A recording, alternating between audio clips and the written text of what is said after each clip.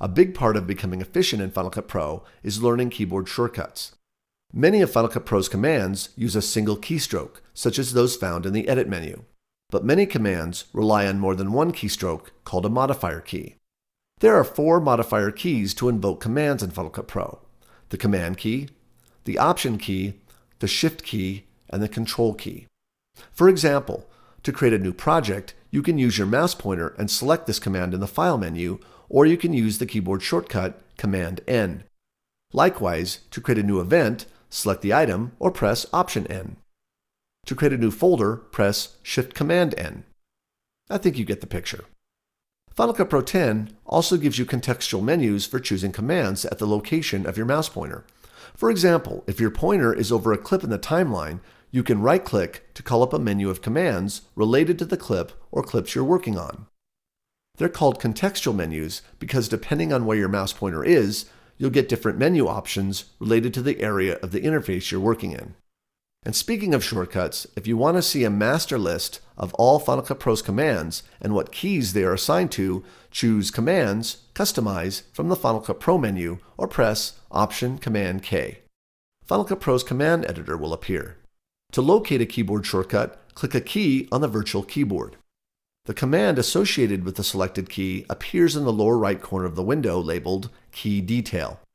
For example, click the F key. Notice that without a modifier key, the F key executes the Favorite command, which is used for rating your clips.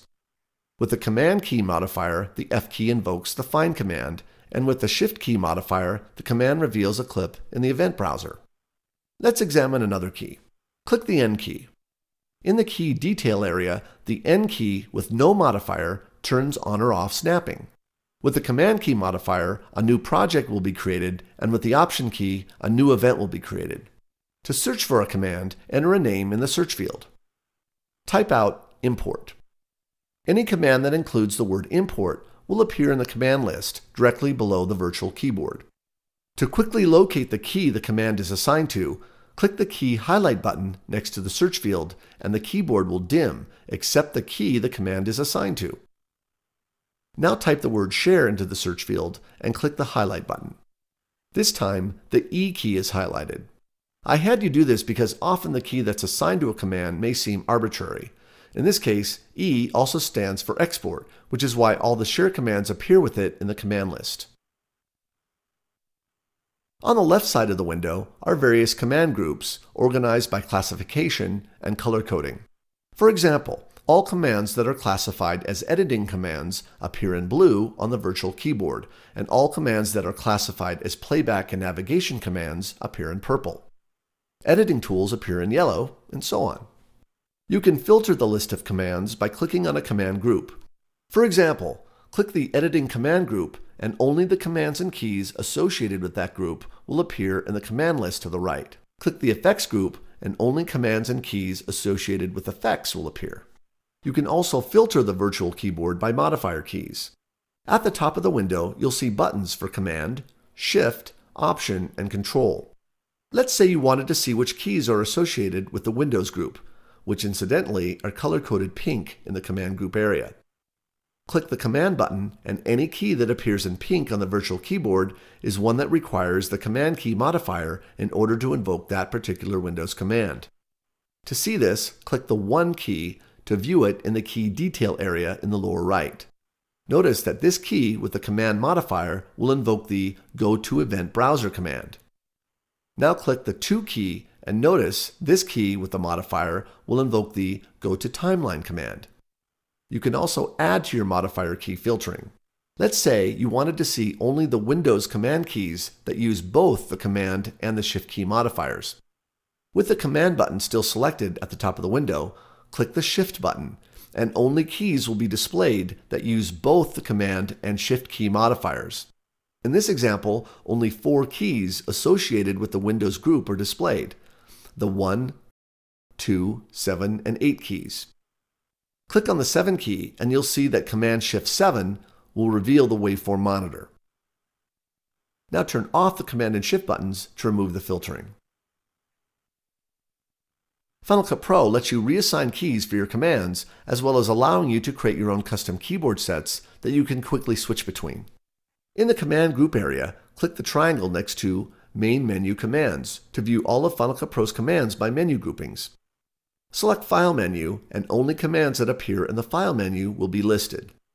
As you can see, no key is currently assigned to the Import iMovie Project command. Whenever you plan on modifying your keyboard command set, it's a good idea to duplicate it first so you won't be modifying the default set. From the pop-up menu in the upper left, choose Duplicate.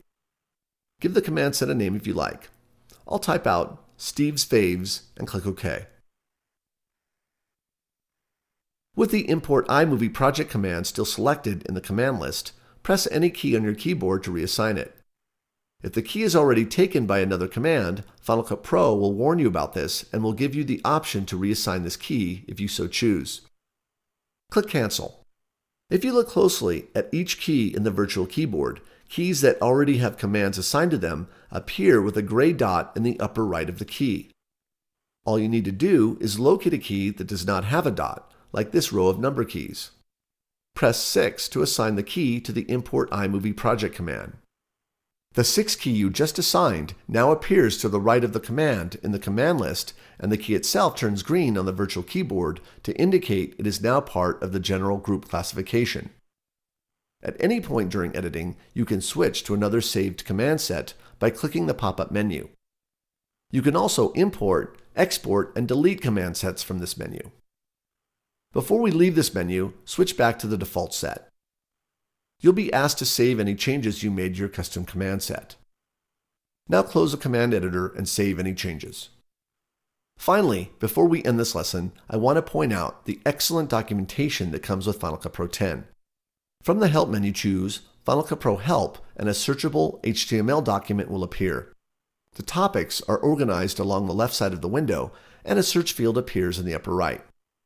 In the next lesson, you'll learn how to import your footage from your Mac desktop, a connected camera, iMovie, and an entirely new footage container called a camera archive.